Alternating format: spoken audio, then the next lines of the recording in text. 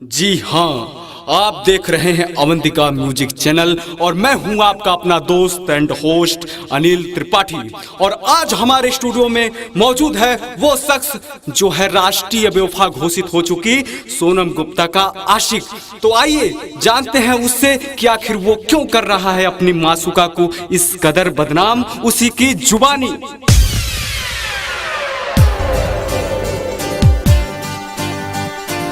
Avantika music. Sonam Sonam Sonam Sonam Sonam Sonam Sonam Sonam Sonam Sonam Sonam Sonam Sonam Sonam Sonam Sonam music by Munna mister. मैं भोला भाला वो झूठी है शातिर, झूठी है शातिर, कुछ भी वो कर जाए पैसे के खातिर,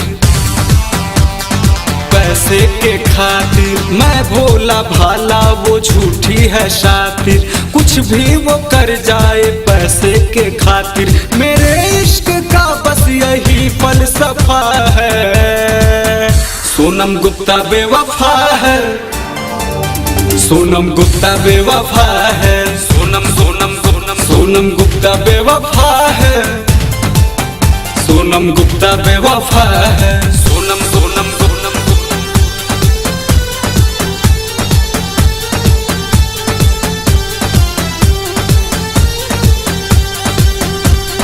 सोनम सोनम सोनम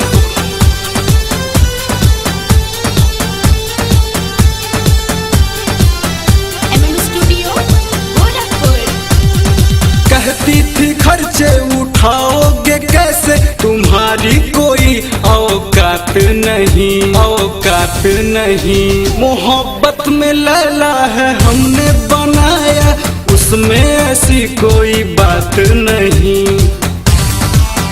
कोई बात नहीं।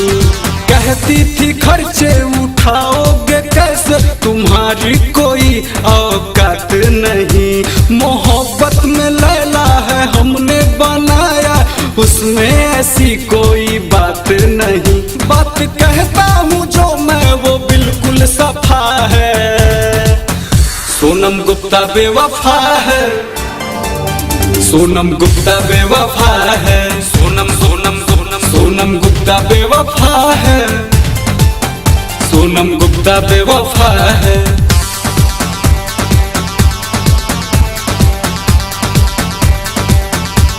चुप करो, क्या बकवास कर रहे हो? शर्म नहीं आती तुमको एक मासूम लड़की को बदनाम करते हुए?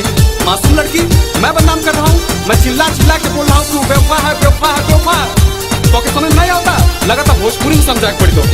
हमके मोहब्बत के असरा धरा के मुन्ना के साथे रतिया बितावे, रतिया बितावे। अनिल जी के डिनर पे बोला के अपना जवानी के जलवा दिखावे, जलवा दिखावे। हमके मोहब्बत के असरा धरा के मुन्ना के साथे रतिया बितावे। अनिल जी के डिनर पे बुला के अपना जवानी के जलवा दिखावे। फिर धीरज पे दुनिया क्यों इतनी खफा है, सोनम गुप्ता बेवफा है, सोनम गुप्ता बेवफा है, सोनम सोनम सोनम सोनम गुप्ता बेवफा है, सोनम गुप्ता बेवफा है।